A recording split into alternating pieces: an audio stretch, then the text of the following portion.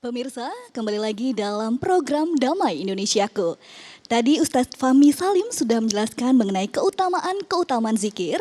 Nah, di segmen kedua kali ini kita akan mendengarkan tausiah dari Ustazah Sofwatunida tentang manfaat zikir. Silakan Ustazah. Bismillahirrahmanirrahim. Assalamualaikum warahmatullahi wabarakatuh.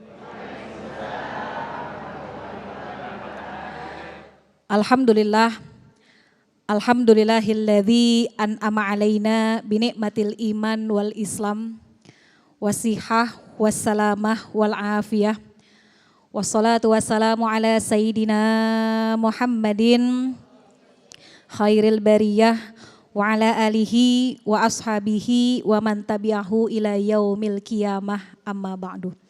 Subhanaka la ilma lana illa ma 'allamtana innaka antal alimul hakim. Rabbi shrahli sadri wa yassirli amri wahlul 'uqdatam min lisani yafqahu qawli. Shadaqallahul aliyul azim. Yang sama-sama kita hormati dan kita muliakan para guru-guru kita yang insya Allah senantiasa mendapatkan keberkahan dari Allah Subhanahu wa Ta'ala. Mas Agung dan juga Mbak Amel selaku pengatur acara, para jamaah, bapak-bapak dan ibu-ibu sekalian, juga seluruh pemirsa Damai Indonesiaku TV One dimanapun berada, yang insya Allah semua kita yang berkumpul pada siang hari ini senantiasa berada dalam limpahan rahmat berkah dari Allah Subhanahu wa Ta'ala. Syukur alhamdulillah, hari ini masih di bulan yang mulia. Allah izinkan kita berkumpul di sini untuk membahas satu tema yang cukup penting dalam hidup kita, yaitu tentang kemuliaan berzikir. Bapak-bapak dan ibu-ibu sekalian yang dirahmati Allah, Allah meletakkan banyak amal ibadah untuk mendekatkan diri kita kepada Allah. Taqarrub ilallah bisa diraih dengan berbagai cara, salah satunya dengan berzikir kepada Allah. Zikir itu adalah bentuk komunikasi seorang hamba kepada Allah agar terjalin koneksi yang begitu erat. Dan zikir ini merupakan salah satu bentuk ketaatan kita kepada Allah. Kenapa demikian? Karena Allah langsung yang memerintahkan di dalam Al-Quran. Allah berfirman, A'udzubillahi minasyaitonirrajim, ya ayyuhalladzina amanu dzkurullaha dzikran katsira wasabbihuhu bukratan wa asila. Kata Allah, wahai orang-orang yang beriman, perbanyaklah kalian berzikir kepada Allah dan bertasbihlah pagi dan petang. Maka zikir itu adalah salah satu perintah Allah, dan kalau kita ngerjain sebagai bentuk ketaatan kita kepada Allah. Sekarang gimana sih Bapak Ibu caranya kita berzikir, dengan cara apa? Di dalam Al-Quran Allah tuangkan banyak cara kita berzikir kepada Allah. Yang pertama melalui bacaan Al-Quran. Inna nahnu nazzalna dzikra wa inna lahu lahafizun. Allah turunkan Al-Quran sebagai peringatan, sebagai pengingat buat kita dan sebagai salah satu bentuk zikir kita. Jadi kalau Bapak dan Ibu baca Quran, baik dari awal sampai ujung, atau yang kita baca surah-surah munjiat, surah-surah pilihan, Yasin, Tabarok gitu ya, Waqiah dan lain-lain, itu merupakan salah satu bentuk zikir juga kepada Allah. Yang kedua, zikir itu juga bisa dilakukan melalui ibadah sholat. Tadi guru kita sudah menyampaikan ayatnya, wa aqimis sholata lidzikri. Allah yang memerintahkan, dirikanlah bagi kalian sholat sebagai bentuk mengingatku. Jadi yang sholat kita kerjain saban hari, sehari yang wajib 5 kali, belum lagi yang sunnahnya, itu sesungguhnya sejatinya adalah bentuk zikir kita juga kepada Allah. Makanya kalau kita sholat, hadirkan hati kita, supaya zikir yang kita baca dalam ibadah sholat itu kena sampai ke hati. Yang ketiga, zikir juga bisa dilakukan dengan bacaan-bacaan, tasbih, tahmid, tahlil ya. Dan ini juga Allah tuangkan dalam Al-Quran. Kata Allah dalam Al-Quran, فَإِذَا قَضَيْتُمُ الصَّلَاةَ فَاذْكُرُوا اللَّهَ قِيَامًا وَقُعُودًا وَعَلَى جُنُوبِكُمْ. Kalau kamu sudah selesai menunaikan sholat, maka ingatlah Allah dengan cara bagaimanapun.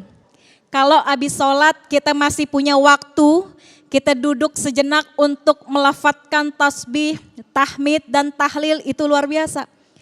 Kalau kita terburu-buru, terbirit-birit habis sholat mau ada urusan penting lagi, kita zikir sambil jalan juga boleh. Atau bapak ibu yang badannya nggak enak, habis sholat pengen rebahan, wa ala junubikum, sambil rebahan juga kita boleh berzikir kepada Allah. Dan di antara yang dianjurkan berzikir di antara waktunya adalah selesai sholat.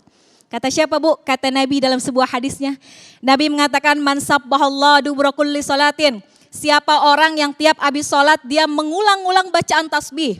Salasan wa salasin, 33 kali. Wa hammada, alhamdulillah, alhamdulillah, alhamdulillah. Berapa kali? 30. Wa kabbara, Allahu Akbar, Allahu Akbar, Allahu Akbar juga 33 kali. Jumlahnya jadi berapa? 99.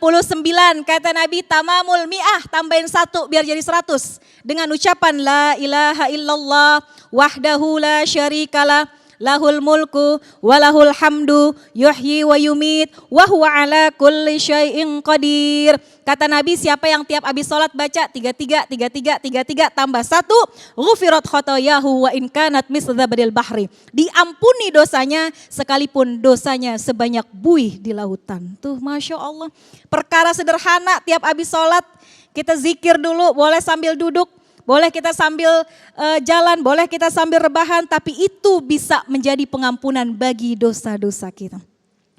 Al-Quran menjadi zikir, sholat menjadi zikir, bacaan tasbih, tahmid, tahlil menjadi zikir. Dan yang keempat, zikir juga bisa melalui bacaan doa-doa kita.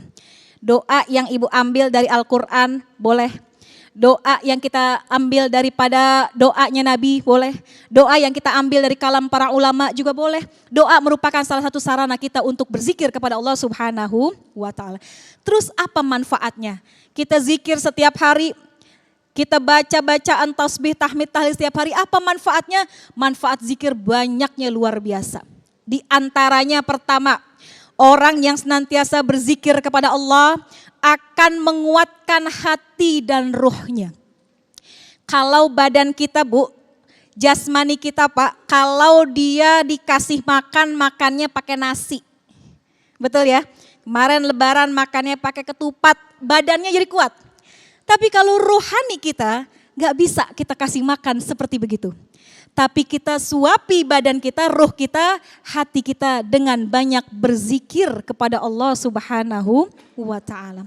Maka zikirlah dengan sebanyak-banyaknya.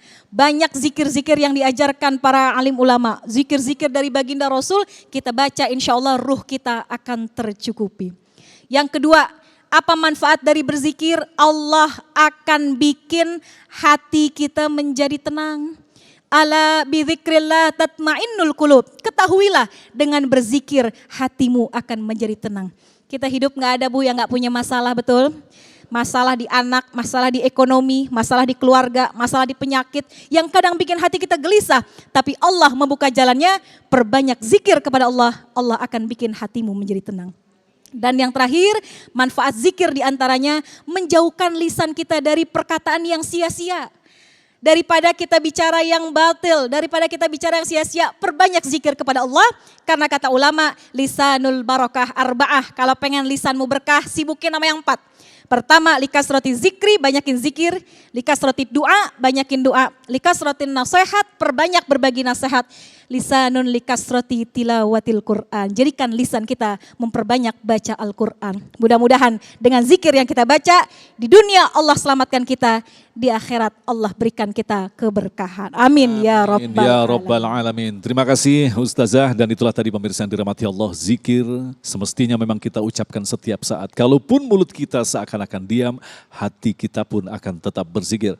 Insya Allah dalam segmentasi berikutnya nanti Ustaz Ruslandi akan menjelaskan tentang wirid apa saja yang dianjurkan oleh Rasulullah SAW. Tetaplah bersama kami, Damai Indonesiaku.